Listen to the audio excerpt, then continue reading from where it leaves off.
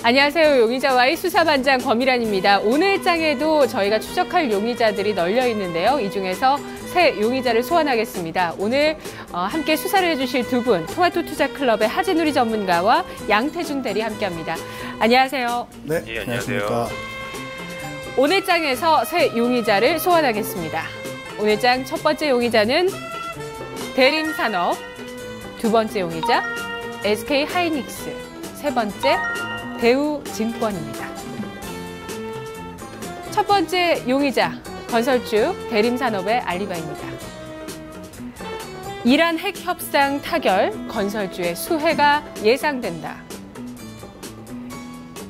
이제 이란 쪽 경제가 원활하게 되면서 그쪽으로 수주를 받을 수 있을 것이다라는 알리바이를 대고 있어요. 그렇죠. 네. 일단 이란이 13년 동안에 통제했던 경제 제재가 풀리면은 분명히 건설 경기가 호조될 수 있는 핑계거리는 되겠죠. 근데 그거 하려면은 또 기름도 팔아야 될 거고, 또 그런데 당장 이란산 원유가 시장에 나올 거냐는 또 아니란 말이죠. 준비를 해야 되니까 그런 모습은 아닐 거고, 건설업계들의 전반적으로 호조를 보이는 어떤 빌미가 될 수는 있겠지만, 우리나라 건설업체들이 유럽과 미국의 건설업체들을 제끼고 거기에 수주를 많이 할 거냐 하는 것도 사실은 아직 생각을 좀 많이 이것저것 해봐야 되는 부분이 좀 있죠. 그래서 이란 핵 협상 타결에 따라서 건설주의 일단 고무적인 현상이 될 수는 있겠지만, 그거에 따른 부분이 실질적으로 기업의 어떤 수익과 연결되기 위해서는 조건들이 몇 개가 더 갖춰져야 됩니다. 네. 그리고 형식상 남아있지만 또 미국 대통령의 서명, 사인도 더 필요한 시점까지 있고, 그래서 기대감은 존재하는데 지금 미리 그것 때문에 사야 될 거냐 하는 생각은 조금은 해볼 필요가 있는 그런 시점으로 보이는데요. 일단 증거 자료를 첫 번째부터 좀 보도록 하겠습니다. 일봉 차트를 보실 건데요. 대림산업이 주가가 여기 일봉 차트인데 얼추 상당히 좀 지루하게 걸쳐있던 가격권 위로 오늘 올라섰었어요. 아침부터 붕 떴거든요. 근데 그걸 이어가지 못하고 있어 머뭇댑니다. 거래는 잔뜩 실어놓고. 이거는 결국 앞에 있는 물량들이 시장으로 나오고 있다라고 볼 수 있는데, 간략하게 보더라도 3개월 동안에 쌓여있는 물량들은 시장에 나올 개연성이 있죠. 지루하니까. 그러니까 그 물량들이 시장에 나올 때 거래는 계속해서 그걸 받아줘야만 추가 상승의 모양새가 보이고, 그렇다면은 그걸 또 이제 이란 핵 협상 결과다라고 갖다 붙일 수가 있을 텐데, 두 번째 자료를 좀 보도록 하겠습니다. 요건 이제 순매매에 대한 부분을 외국인 기관에 대한 부분인데, 빨간색으로 표시된 게 외국인이고 또 위에 녹색으로 표시된 게 기관입니다. 개인은 빼더라도 일단 기관과 외국인이 방향은 궤적은 비슷하죠. 바닥에서 순매수 또 매수가 조금 더 높아지는. 근데 아직까지는 강력한 모습으로 외국인이 동참을 하지 않는 모습이기 때문에 이런 모습도 시간을 좀 더 필요로 하는 요인으로 볼 수가 있습니다. 그래서 저는 일단 기술적으로 매도를 할 수 있는 대기 매도세가 존재하는 가격권까지 올라왔다면 경계감이 조금은 더 우선은 시간적으로 필요하다. 그렇다면은 지금 이 시점에서는 추격 매수가 아닌 위험에 놓고 흐름을 좀 더 체크하는 게 맞다 해서 위험에다가 전략을 놓도록 하겠습니다. 네. 건설업체들의 해외 수주의 질에 대해서는 어떻게 평가하세요? 그것도 예전처럼 건설 수주만 하면 잔뜩 수익이 생기는 구조는 아니란 말이에요. 일단 수주를 해야 되겠다. 놀면 안 되니까. 돈은 못 벌더라도. 이런 수주도 분명히 존재할 거고, 만약에 이 이란의 문제가 이제 건설 경기의 활성화가 된다는 조건이 된다면, 6개국이 이란 핵 협상을 했던 6개국이 어드밴티지가 암암리에 있지 않겠냐라면, 우리가 들어가려면은 일단 단가를 낮춰야 될 가능성도 있거든요. 그래서 질적인 면도 저는 기대감이 크진 않다고 봅니다. 네. 양태준 대리님, 이란 핵 협상이 타결되면서 수주에 대한 기대감 높아지는데요. 오늘 대우조선해양도 사실 해양 플랜트 관련한 손실이 지금 시장에서 크게 노출이 되고 있는데, 이런 건설사들 같은 경우도 플랜트 수주도 하고요. 해외 수주가 사실 저가 수주라는 또 이런 부분들이 좀 안 좋게 여겨지거든요. 앞으로 이 알리바이가 어떻게 전개될까요? 수사해 주시죠. 예, 대림산업 같은 경우 우선 알리바이로만 말씀드렸을 때는 충분히 좀 근거가 있다, 이렇게 좀 말씀을 드리고 싶고요. 전체적인 건설주들의 움직임들도 현재로서는 아무래도 이란에 대한 부분들 때문에 상당히 좀 좋은 모습을 좀 나타내고 있습니다. 전체적인 그림으로 그중에서도 이제 대림산업 같은 경우가 이제 상당히 좀 좋게 나타나고 있는데, 저는 우선 석방 의견을 말씀드리고 싶고요. 하지만 우선 석방 의견을 좀 말씀을 드리고 싶지만, 우선은 기술적 조정이 좀 오길 바라면서 우선은 위험이라고 좀 말씀을 좀 드리도록 하겠습니다. 이란 건설 시장에서 이제 대림 산업 같은 경우는 좀 좋은 인상을 주는 회사입니다. 그 이유는 대림 산업 같은 경우 1975년에 이란의 이제 이스파한 군용 시설을 시작으로 해서 첫 발을 내딛었는데요. 그 이후에 뭐 1977년, 1978년 연달아 수주하면서 좀 입지를 좀 굳혀 나갔습니다. 물론 이때 같은 경우 1억 달러 미만의 작은 공사였지만 이를 계기로 해가지고 1983년에 이란 뭐 국영 석유 공사로부터 이제 가스 정제소 이제 이런 부분들을 수주를 해서 진행을 하였는데요. 이렇게 진행을 한 도중에 이란이라든지 이라크의 전쟁이 좀 일어났습니다. 근데 대림 산업 같은 경우는 이제 이란과 약속이 있기 때문에 철수를 하지 않고 성공리에 마치면서 이란 안에서의 그런 위상이 상당히 좀 높아졌는데요. 따라서 현재 잔존 수주 잔고에 대한 매출에 대한 기여도 있고 그리고 이란 지역에 대한 신규 수주도 좀 증가할 것을 보고 있습니다. 전체적으로 해외 건설 같은 경우는 뭐 트랙 레코드가 상당히 중요한데 이란 수주에 대한 유리한 고지를 좀 선점할 것으로 보고 있고요. 아무래도 해외 시장 같은 경우에도 그렇고 국내도 그렇고 건설 시장은 뭐 실력에 대한 부분들도 중요하지만 신뢰에 대한 부분 또 의리라고 말씀을 드려야 할지 모르겠지만은 이러한 부분도 상당히 좀 많은 부분을 좀 차지한다고 보고 있습니다. 그렇기 때문에 인도 시장 이란 시장에서의 어느 정도의 대림 산업에 대한 신뢰에 대한 부분 뭐 이런 부분들은 상당히 좀 굳건하다 이렇게 말씀을 드리고 싶고요. 앞으로 대림 산업이 이제 해외 시장으로 더 많은 진출하기 위해서 충분한 발판이 되지 않을까 이렇게 좀 생각을 하고 있습니다. 이러한 해외 시장에 이제 기대감을 가지고 있으면서 또 국내 시장에서도 좀 양호한 흐름이 좀 지속될 것으로 보고 있는데요. 최근 뭐 국내 주택 시장에 대한 개선에 따라서 이제 85년 준공 기준 아파트 재건축 수주가 좀 강세를 좀 보여지고 있습니다. 또한 이제 플랜트 쪽에서도 SOL 수주로 인해서 꾸준히 좀 진행이 될 것을 보고 있고요.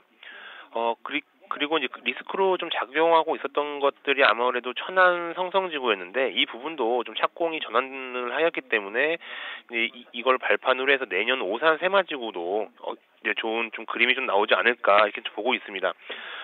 준비한 표를 보시더라도 작년까지 연결법인도 적자를 지속했는데 올해부터는 이 부분도 좀 개선이 된다고 보고 있기 때문에 전체적인 대림 산업에 대한 재무제표에도 좀 좋은 흐름이 예상을 하고 있고요. 이러한 좀 긍정적인 부분들이 있기 때문에 아무래도 기관 외국인들 수급도 좀 좋은 흐름이 좀 지속이 되고 있습니다. 물론 오늘 좀 일부 차익 실현에 대한 부분들로 인해서 외국인의 매도도 좀 진행이 되고 있는 건 맞는데 일정 부분 조정이 온다면 충분히 가격 메리트가 있다고 보고 있고요. 보유하고 계신 분들이 있다면 저는 홀딩 전략을 말씀을 드리고 싶고 신규 편입을 고려하신다면은 조정 후 편입을 좀 말씀을 드리겠습니다. 네, 주가 방향성에 있어서는 석방 의견이시네요. 예, 맞습니다. 알겠습니다. 대림산업 수사 결과 정리하겠습니다. 이란 핵 협상이 타결되면서 오늘 대림산업의 주가가 떴습니다. 하지만 고점 대비해서 현재 주가는 상승폭을 많이 반납해서 2% 정도 오름세를 보이고 있는데요. 이란에서 나올 수 있는 발주까지는 시간이 소요된다는 점 일단 지적이 됐고요. 하지만 이란 시장에서의 대림 산업이 쌓아올린 경력과 신뢰는 앞으로 이란발 수주에 대한 기대감을 높이는 대목입니다. 자, 국내 건설 시장에서의 개선 부분도 대림 산업의 실적과 펀더멘털을 개선시키고 있다는 긍정적인 증거 제시가 됐는데요. 수급에 있어서는 두 분이 다른 의견을 주셨습니다. 한쪽에서는 좀 더 적극적으로 강해지는 흐름을 확인할 필요가 있겠다. 한쪽에서는 기관 외국인 수급 긍정적이라고 보고 있는데요. 하지만 두 분 모두 증거 불충분하다고 지적하셨던 부분은 바로 단기적인 적극적인 매수보다는 지금은 좀 조정을 기다리거나 관망할 필요가 있겠다는 점이었는데요. 대림산업, 일단 증거 불충분으로 위험으로 분류하겠습니다.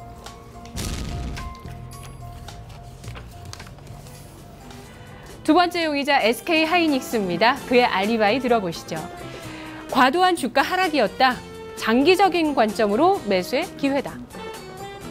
반도체주가 반도체 장비나 여러 재료, IT 재료를 만드는 기업들 등등으로 낙수 효과가 좀 있었어요. 근데 반도체 그 자체는 최근에 반도체 가격 흐름이나 아니면 중공업체가 마이크론 인수한다 이런 소식까지 좀 나오면서 약간 좀 어둡습니다. 그렇죠. 그게 가장 어제 이제 하락의 요인이었을 겁니다. 네. 마이크론 인수를 할 거다. 물론 이거 한다는 것 자체는 상당히 까다로울 거예요. 미국 같은 경우는 자국 기업들에 대해서 상당 부분 그러한 통제가 계속해서 이어지면서 그게 다 통과돼야만 인수가 이루어지는 그런 구조라서 뭐 돈 있다고 해서 쉽게 인수하고 이렇게 되는 그런 조건은 아니거든요. 그래서 마이크론 인수가 수월치는 않을 거다라고 보이는데 시장에서는 그걸 일단 부정적으로 받아들였습니다. 그래서 어제 긴 장대 음봉을 만들었었는데요. 지금 현재 그 수급적인 면도 그 기관이나 외국이나 상당히 저는 부정적인 측면에 지금 놓여 있습니다. 이건 결국 증거로 제시한 낙폭이 과도했으니까 반등할 거다라는 것에 분명히 반대 입장의 조건들이라고 말씀을 드릴 수가 있거든요. 네. 일단 그 거래량의 증가가 반드시 필요한 시점까지 주가가 와 있어요. 바닥이라 하더라도 거래 증가 없이 올라가기 어려운 구조가 되어 있는데 첫 번째 증거 자료부터 보면서 추가 설명을 좀 드리도록 하겠습니다. 네, 장기적인 관점으로도 현재는 저점으로 파악할 수 없다는 말씀이세요? 장기적인 관점의 저점이 네. 되기 위해서 거래가 증가하는 게 필요한 거죠. 거래 없이 여기서 그 바닥이 안 된다면 한 번 더 내려가도 누가 뭐 어떻게 할 수 없는 상황이 되니까. 내려가거나 시간 투자를 너무 하게 그렇습니다. 되거나. 네. 그러니까 증거 자료 첫 번째 그 디램 시장 점유율에 대한 부분을 좀 볼 건데요. 이게 이제 우리가 그 알고 있는 순서입니다. 삼성전자가 당연히 압도적으로 1위고 중국이 지금 넘보고 있는 마이크론이 하이닉스와 거의 차이가 없거든요. 이게 진짜 위험 요인이긴 하겠어요. 그렇죠. 만약에 네. 마이크론을 인수해서 집중적인 투자 공장을 늘리고 설비 늘려서 단가를 후려친다면은 SK 하이닉스보다 점유율이 올라갈 수가 네네. 있거든요. 그 중국 내 기업들이 써버린다면 더더욱 그럴 수가 있겠죠. 네. 그렇게 되면 하이닉스가 아무래도 마이크론에 따른 부분에서 어드밴티지를 자꾸 상쇄시켜버리고 없어져 버린다면 주가 하락할 요인은 존재합니다. 물론 마이크론 인수가 그렇게 쉽진 않겠지만 네네. 두 번째 일봉 차트를 좀 보도록 하겠습니다. 이렇게 보게 되면 많이 빠졌어요. 하락폭이 깊어졌으니까 쭉 흘러내렸으니까 뭐 당연히 많이 빠졌죠. 낙폭 과대해서 반등할 수 있을 거다라고 볼 수 있습니다. 근데 저기 앞에 보시면 6월과 7월 달에 이중 바닥을 만들고 바닥권에 영향을 주지 못하고 흘러내렸기 때문에 올라가 봐야 일단 걸릴 가격권대가 이미 눈앞에 딱 만들어져 있다는 거죠. 이것도 부정적인 요인으로 저는 평가를 하고 있는 거고 세 번째 수급적인 부분을 좀 보겠습니다.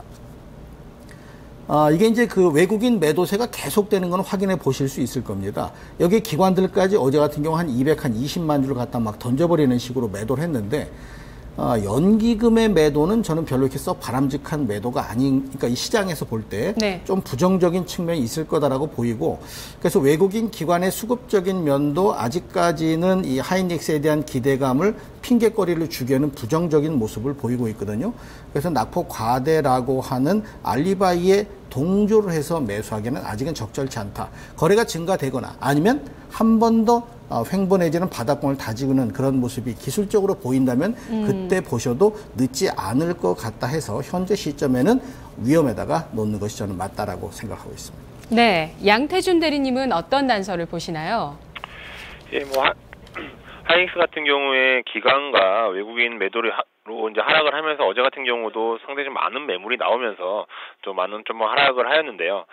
개인적으로 봤을 땐 좀 너무나 과도한 하락이다 이렇게 말씀을 드리고 싶고 전 석방을 좀 말씀을 드리도록 하겠습니다.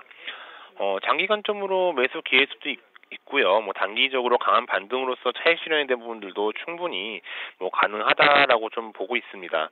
우선 주가 하락에 비해서 실적에 대한 부분들은 뭐 그렇게 좀 양호한 수준이다라고 말씀을 드리고 싶은데요. 우선 시장의 기대에 대한 부분들을 좀 부합할 것으로 보고 있는데 그 이유는 상대적으로 디램 가격이 예상보다 하락폭이 좀 컸습니다. 하지만 원달러 환율 같은 경우는 좀 상당히 좀 좋은 흐름을 나오고 있습니다. 그렇기 때문에 디램 가격의 하락에 대한 부분들을 좀 커버를 해줬다라고 보고 있고요. 그리고 또 출하량 또한 당초 가이던스를 충분히 좀 충족할 수 있다고 좀 보고 있습니다. 이러한 부분들은 현재 주가 하락이 좀 너무나 과도하다라고 좀 보고 있고요. 두 번째 증거 같은 경우는 모바일 디램, 즉 뭐 애플향 모바일 디램의 수요가 전년 대비해서 한 40% 가까이 좀 성장을 할 것으로 좀 보고 있습니다. 아이폰 모바일 디램 규모가 약 한 30억 달러 정도인데 하반기 출시 예정인 아이폰 6S도 이제 2기가로 디램 콘텐츠 확대 적용할 것으로 좀 보고 있기 때문에 전체적인 흐름은 상당히 좀 괜찮지 않을까 좀 이렇게 보고 있습니다. 물론 시장에서 디램 시장이 이제 아무래도 전방 수요의 둔화에 따라서 좀 매력이 좀 감소했다라는 관점도 상당히 좀 많은 좀 얘기가 나오고 있습니다. 하지만 현재 SK 하이닉스 주가로 봤을 때는 이러한 부정적인 시각들에 대한 부분들이 좀 충분히 반영이 되어서 하락을 하지 않았나 이렇게 좀 보고 있고요. 그렇기 때문에 현재 가격 수준은 상당히 좀 메리트가 있다 이렇게 보고 있습니다. 또한 SK 하이닉스 같은 경우는 이제 낸드 산업에서도 좀 경쟁력이 좀 강화가 되고 있는데 2014년까지는 이 시장에 대한 경쟁력이 상당히 좀 낮은 편이었습니다. 하지만 올해부터 TLC 즉 이제 트리플 레벨 셀 랜드 양산이 좀 시작이 되었는데 TLC 같은 경우는 뭐 SLC라든지 MLC보다 저장 효율이 2-3배 정도 좀 뛰어나다고 좀 나와 있고요.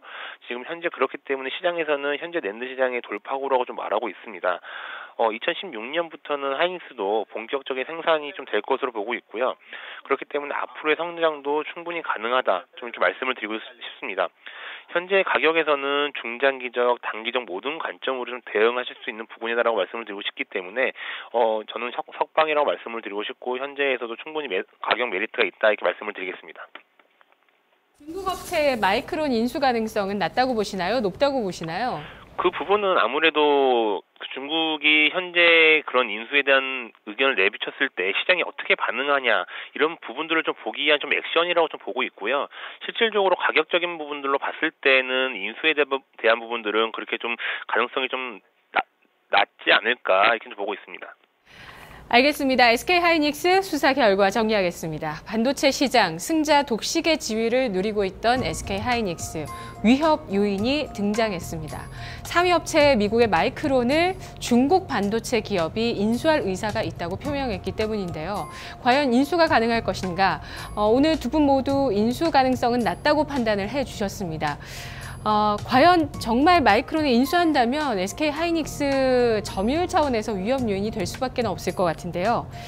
자, 지금 SK 하이닉스 이 밖의 요인들 어떤 걸 봐야 할까요?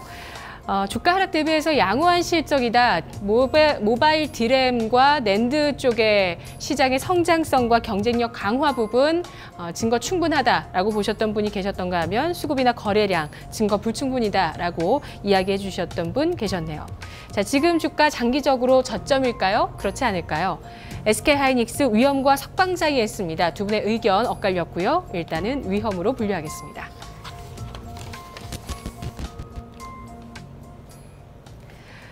세 번째 용의자 대우증권입니다. 대우증권의 알리바이. 대외적 증시 환경 개선되고 있다. 증권주 강세가 전망된다. 유로 캐리 트레이드 자금이 증시에 유입될 것이다. 외국인 컴백을 전망하는 평가도 있었고요. 네. 또 대우증권도 M&A 이야기가 나오고 있어요. M&A 시장만 나오면 항상 얘기가 되는 종목이기도 한데요. 중국 시장에서 외국계 자금이 빠져나간답니다. 빠져나가면 그 돈이 은행으로 들어가서 가만히 앉아있지는 않을 거예요. 그래서 그 돈이 아마도 그 유로 캐리라는 어떤 그 타이틀을 달고 한국 쪽으로 들어올 수 있다. 이거 개연성은 있다라고 보입니다. 네. 그리고 증권 시장이 악재거리에 노출돼 있다가 악재거리가 하나둘씩 희석되고 있는 부분인데 우리가 지금 그리스 문제는 희석되고 있다라고 평가할 수 있고 이런 문제가 또 정리가 되는 모습인데 중국의 이 증시가 다소 좀 리스크를 안고 있는 부분은 아직까지 노출되어 있는 악재는 아닐지 모르지만 희석되고 있지는 않다라고 보이거든요. 왜 외국인들이 중국 시장에서 빠져나갈 건가를 생각을 좀 할 필요는 있습니다. 물론 격하게 얘기해서는 금융의 공산주의다 이렇게 표현하는 부분도 있었습니다만 어쨌든 그 외국계 자금이 빠져나가서 한국으로 들어올 때 중국에서 100이 빠져나와서 그 100이 다 들어올 리는 없을 거란 말이에요. 그래서 기본적으로 증시 환경 개선이 된다 해서 증권주가 올라갈 거다라고 딱 연결돼서 이어보기는 조금 저는 좀 다른 측면에서 볼 필요가 있다고 보는데요. 일단 대우증권 같은 경우는 그 차트 고점 돌파 가능성이 있어요. 업종보다는 조금 낮습니다. 이 증권 업종보다는. 네. 증거 자료 몇 개 보도록 하겠습니다. 오늘 증거 자료 4개를 보여드릴 건데요. 첫 번째 증거 자료부터 보도록 하겠습니다. 지금 다소 긍정적인 측면에서 제가 올려놓은 건데 이 체결 강도를 제가 자주 보는 보조 지표인데요. 체결 건수나 체결 강도가 강화되면은 매수세가 적극성을 보이거나 아니면 매수세가 다각화되는 것을 보여주는 지표인데 최근 들어서 이 대우증권은 매수세가 적극성을 보이는 부분을 분명히 보여주고 있습니다. 긍정적인 측면이 되겠죠. 두 번째 증거 자료 보겠습니다. 여기 이제 누적 순매수량인데 기관 쪽이 강하게 매수를 하고 있는 부분이 분명히 보여지고 아직 외국인은 이렇다하게 접근하는 모습이 나타나질 않고 있습니다. 밑에 그 막대 그래프에 붙어 있는 그 선 차트는 종가 기준의 주가를 의미하는데요. 아직까지 주가가 그 기관 쪽의 매수세하고 상관도를 보이지는 않고 있어요. 자, 세 번째 그 일봉 차트를 한번 더 보죠. 이게 이제 중요한 부분일 수 있는데요. 대우증권이 현재 가격권대는 누가 뭐라 해도 매도 물량들이 존재하는, 그러니까 매물대라고 표현되는 가격권에 다가서 있습니다. 이거 다가서 있는 이 부분을 그냥 치고 나갈 거냐? 지금 현재 시장 상황이 조금 애매모호한 모습만 보이면은 치고 나가는 것은 분명히 버거워질 수 있는 시점까지 올라와 있죠.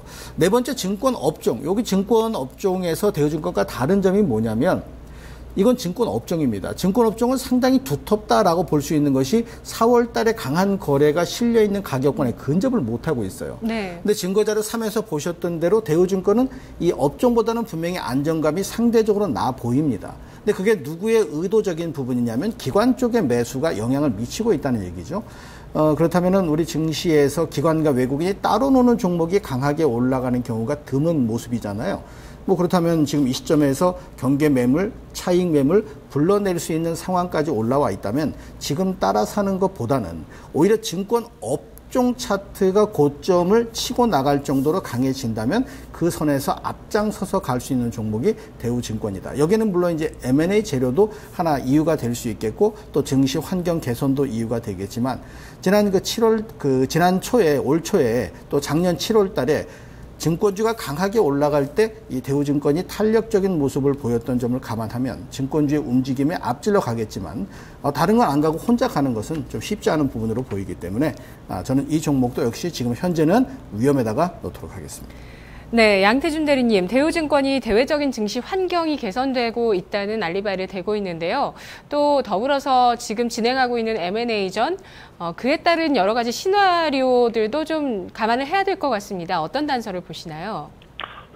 여기서 뭐 대외적인 부분들, 이제 그리스에 대한 부분들, 이란에 대한 부분, 그리고 뭐 미국 금리, 그리고 중국 시장 상당히 좀 많은 뭐 대외 악재가 될 수도 있고 뭐 예견된 뭐 악재 그리고 돌발 변수 이런 부분들이 상당히 많으면서 이제 지금 전체적인 증권 시장 자체가 상당히 좀 철렁철렁 거리고 있다 이렇게 말씀을 드리고 싶고요.